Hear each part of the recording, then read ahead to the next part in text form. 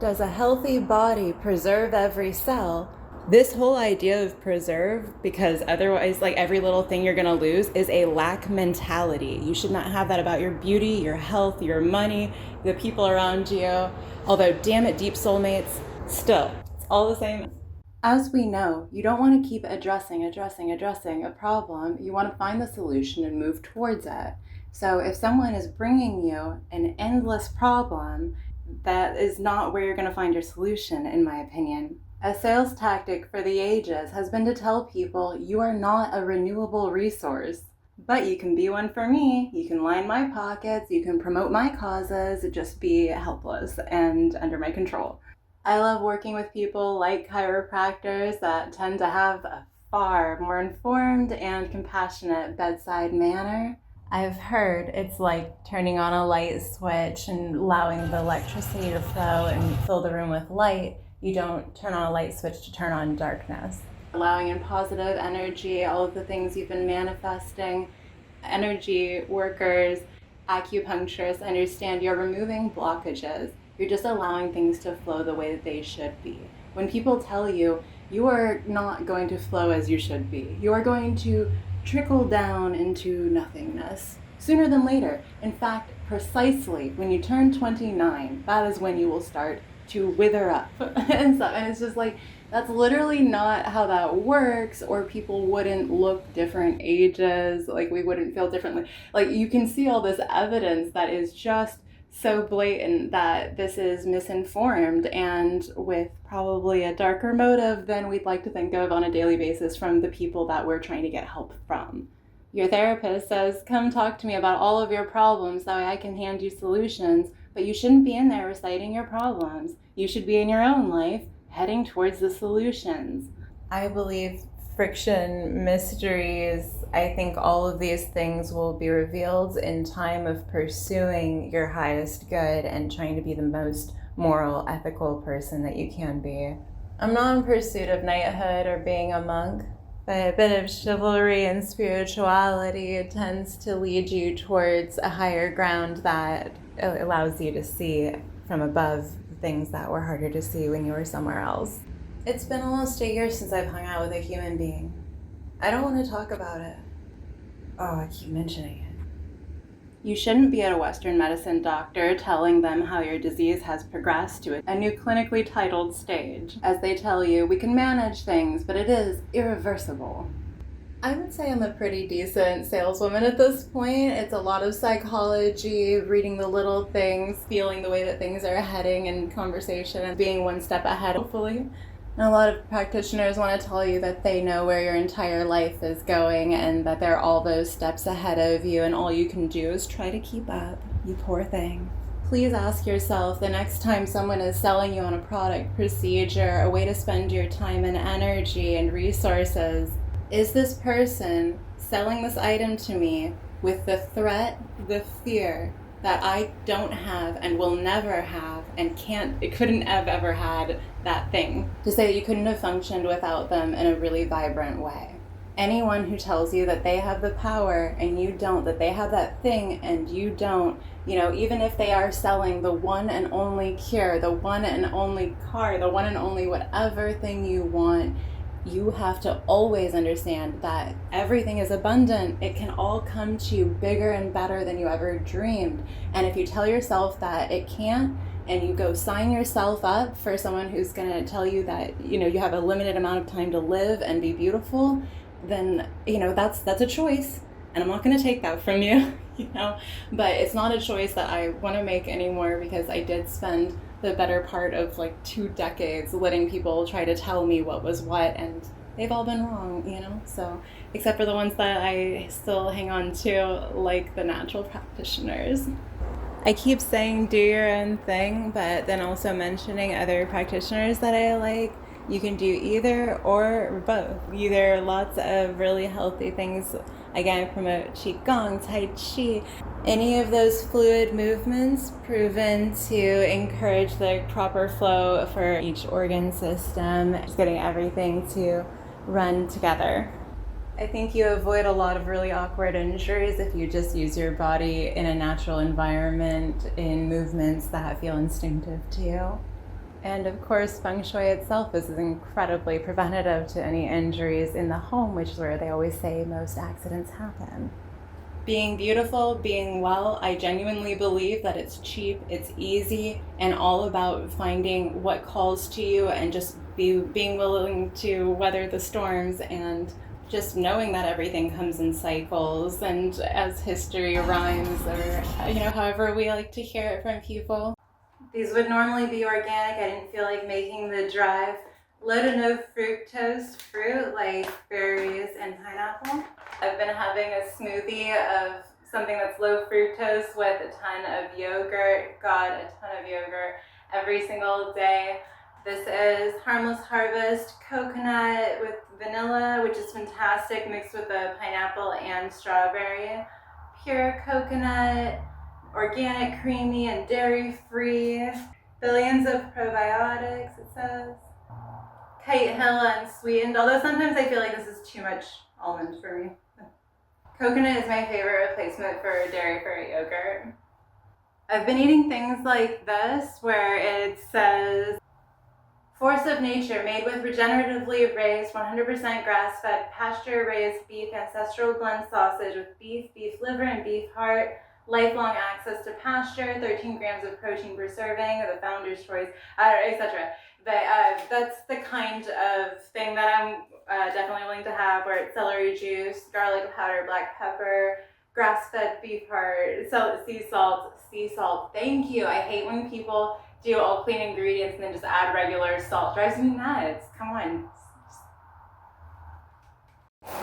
My newly installed light fixture. I got hasty, so now have to repair the middle.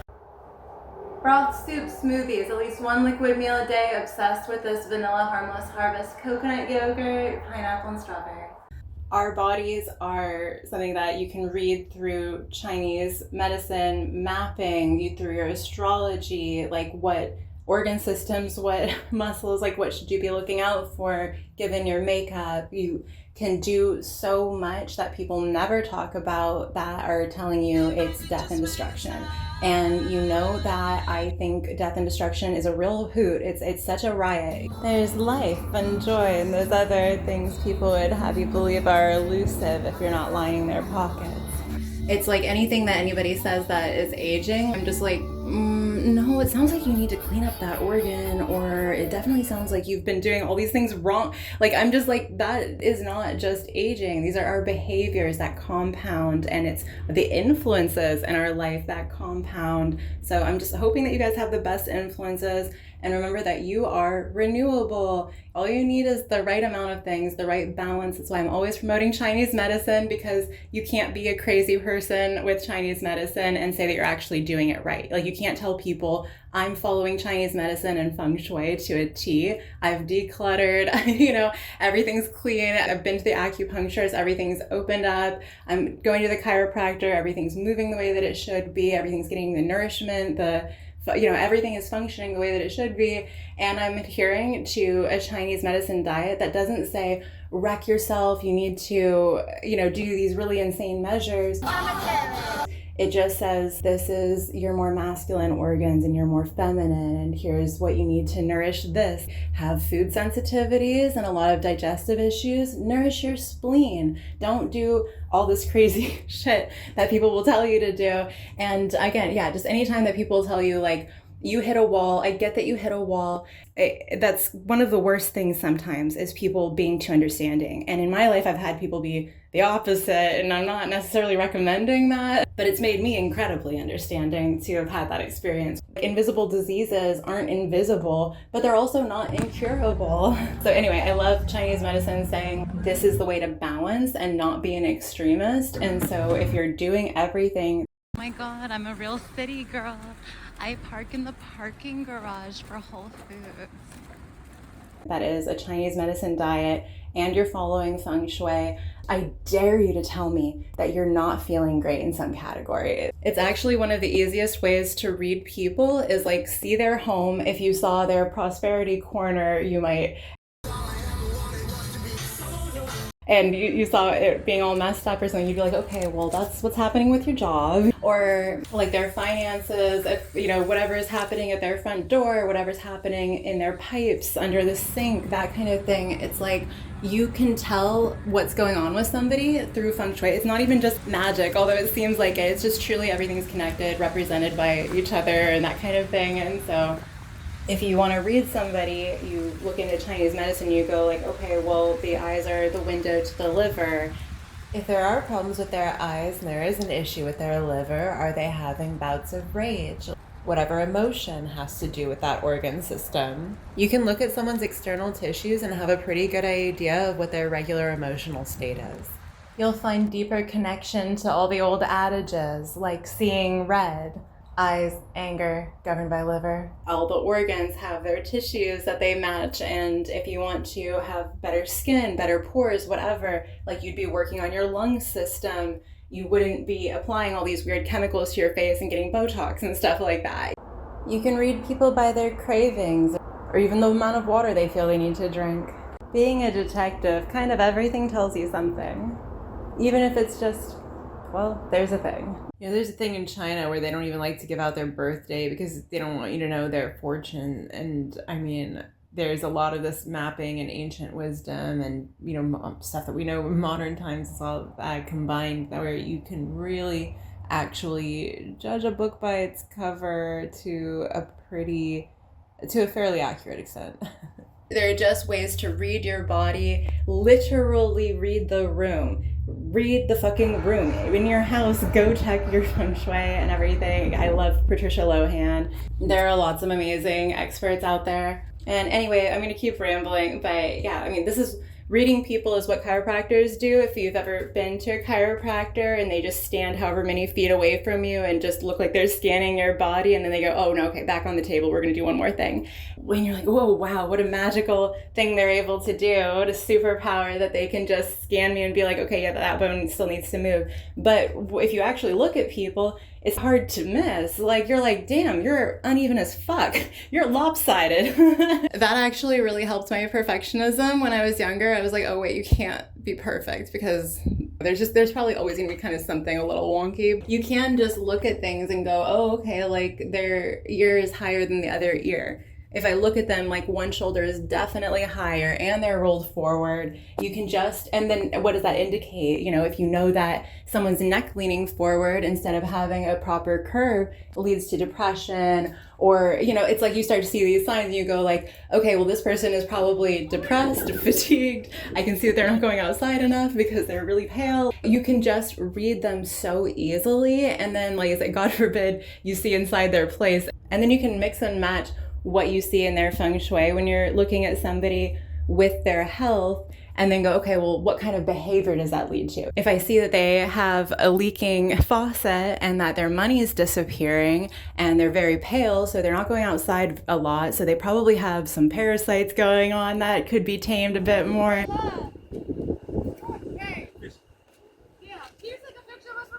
Of course. Thank you so much. Yeah. Thank you so much. Absolutely. Happy birthday. Hope all your wishes come true. You too. Then you look at their clear scoliosis and just like all of these other things, and you go, okay, well, what kind of person does that make? Is this a desperate, depressed person? Okay, are they going to be lying to me? Like, how's their hormone situation when you see different things? And you go, okay, well, then again, how are you going to be treating in the bedroom or in a relationship? And what are your preferences that might be affected? Be sharper, be faster, read people in less than a blink of an eye. You can just look at them and go, hey, one leg is shorter, you're walking a little bit, messed up, so that's probably sitting in your hips. And if your hips are off, then it's this emotion that you're probably storing, and because the chakras and what I'm saying? So it's like all of it goes together. Then you can take in the colors that they're wearing and like the way they accessorize beyond that, and how healthy those things are. So that was really jumbled and all over the place, but that's a good handful of tips for how to read your health, somebody else's health, and just kind of keep in mind that there are so many factors that are all intertwined, and so they're all something that you can shift around, adjust, and it'll change everything. As I hear all the time, it's like, just thinking more positive thoughts will bring about different things in your day. And so you just have to remember butterfly effect status, like everything does change everything. If everything has a purpose, then if that thing has a different path, then everything is affected. Sure, maybe some things to a greater scale. Anyway, I just wanted to say that because it's like, that's what truly makes sense. I'm always looking for things that just make sense. You're renewable. You're just spending a lot of time doing the things that fight against that. It's something that you could easily just get out of your own way and feel tremendously better. So often we're doing these like hardcore health things that we get into, or when you are in the opposite direction and just not even looking at health, you're just like, oh, I don't like the way that oil feels on my skin, so why bother looking 20 years younger by constantly covering myself in oil? I'm not doing any of this other health stuff, and so it seems like a huge leap to even take one thing in, and so, just like, why even start on that path? So it's like, if you're completely on one or the other end of the spectrum, you can't be insane or an extremist or lazy about it or any of the things in Chinese medicine and say that you're doing it right, because the whole principle is balance and flow of energy. Wellness to me should come naturally. You shouldn't be at the gym. You should be, reorganizing your furniture for your feng shui, or mowing your lawn, or doing some landscaping. You should always be just using your body and understand how you connect to everything, how everything connects to you. And then everything that, seems like such a mystery because of the things that people say that you're convinced by, it's like you could just look at the world around you and assess really on your own intuition from gathering all of these micro things at once, all of these brushstrokes creating the whole picture, all of the computer coding, the numerology, the like different signs of everything in the room. Just look at how many sharp corners are in a room is that person getting hit with all the time. At this point, I feel like I can look at an environment and just go like, oh, there's probably a lot of fighting that happens in this environment. Or I'll see somebody with a hot pink bedroom or just some other really vibrant color, and I'm just thinking, oh my God, I love your room tour. It's eye candy, but so depleted because of the overuse of that color and how strong it is. And if you talk to somebody who's in a house that has a ton of red, pink, whatever, just see. So that's a cool thing that you can do too, is just look at the color that somebody is using in their house and then compare that with the different symptoms that they might talk about. When there's everything from wearapy, just wearing different colors or gemstones, whatever tickles your fancy. You can't tell me you've done everything you can to feel well when I don't think most people have done even the absolute basics of covering themselves daily in a bunch of oil and eating a more harmonious, balanced diet energetically based on individual food properties, like for the Chinese medicine diet. You can't tell me you're scared of or that it's not affordable for you to go to chiropractic care and then complain about the pinched nerve in your back and all of the symptoms that come with it for the rest of time. I'm not going to agree with you. I'm not going to agree with you that you've done everything that you can. So again, I'm just going to wrap up this quick tangent with just saying again, renewable. Everything that you're feeling like is a dead end, just stuck. I understand the building of momentum. I understand hitting brick walls with all that momentum and everything. I get it. I'm a big fan of Pan in Greek lore. I really want a Pan's flute, which of course was like the nymph that he was following after, who turned herself into the reeds, and he just wanted to keep her close, so he had his lovely flute made. I feel like I'm so in the middle of this, I'm probably describing that story really inaccurately. This all is getting cleared out for planting flowers. I know they say you're dead, and that you could be deathly.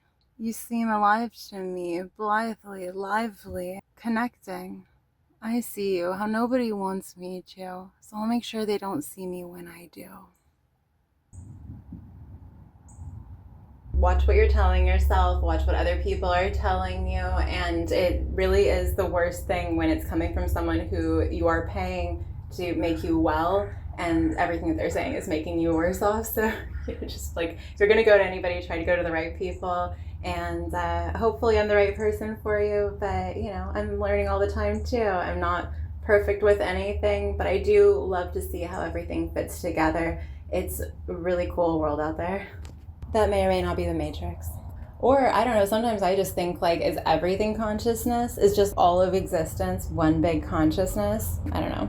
Whenever I question reality or if everything's meant to be as it is and stuff, I definitely just think about my cats, go look at them.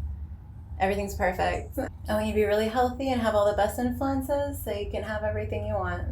I think of this scene regularly, and I think you could apply it to any number of situations, mentalities. Just, it's a fucking incredible scene, and I grew up loving this movie because of someone that I know that loves it. Just Akron, cold beer, and poor thing for 2 weeks? I can't help feeling, Doctor, that you're making a mistake, but it's your 2 weeks. Never looked better. Just kidding. Lula and George, rest in peace together. Till you feel like waking up. Beautiful. Talk about a resting spot. So I'm going to tell you something, not to burst your dark fantasy bubble, but to maybe give you a little piece of advice. For a limited period of time, it's also fine to be sick. It's illuminating in its own way. I remember having this nice trip to the beach with someone, and we went to this hotel. I think, were we going to camp? I don't know. We ended up at this hotel. Oh, sure. I've brought plenty of the living to places as wonderful as this, but I've never deigned to meet the living somewhere this serene and just not what I associate with people in a regular basis. This is something that is actually kind of the opposite of how I feel about being around people, and yet I'm around people, so it's kind of the perfect middle ground, juxtaposition, the perfect getaway, vacation. I just love being here, and I love that there aren't other people here usually. Right now it's Memorial Day, so there are other people here, and I was thinking about that. Like, I was like, I normally definitely have even a place as grand as this to myself. But yeah, so that leads me to my point that if you would like to meet somebody lurking around a graveyard, I have been in really just, I've logged enough hours at more than enough community and monumental graveyards. If you were gonna meet someone hot, dark, and gothic, like, I'm telling you, like, I probably should have met them by now, except that I'm not in what you would think of as classically massively touristy cemeteries. So just shout out to everybody else who found their slot and time to come here by themselves so that we never ran into each other. I appreciate that very much. But if, unlike me, you are looking to meet somebody in a cemetery, I would say go somewhere very touristy. But then you might meet somebody who just like wants to be there on a more superficial or touch and go basis, or is there more for one thing or the other than just really getting into it. And so yeah, let's take a look around a little bit more while I rant whatever the fuck I'm talking about in this week. Why can't I, my editing process. Anyway, love you so much. It's just nice to get out for a minute, and we'll get home and play with everybody.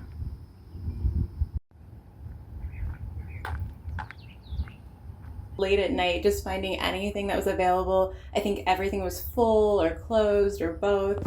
We ended up at an independently owned hotel, and this guy gave us this paper that showed that he was in the news as someone who hadn't been sick for some odd decades, maybe 35 years, 60 some years, some crazy amount of time, and he never so much as had a cold. A musky, odd spice combo that might have accumulated over the course of all the years that man had been well. Did the hotel room stink to high heaven of random herbs I've probably never eaten or been in the same room as since? Probably, yeah, it smelled weird. But you know what? I loved his enthusiasm. I loved him spreading the word at the time. I think it's so cool when you have things like that where you're just like, look, I came back from the dead. Can I show this to you? Or look, I've just been well for so long. Would you be interested in that? And so that's that's part of what we're doing here. And Oh my god, that sucks. anyway, the rest of what I'm doing here is just loving you. Talk to you soon. I went to church a lot when I was younger. and then it became the woods.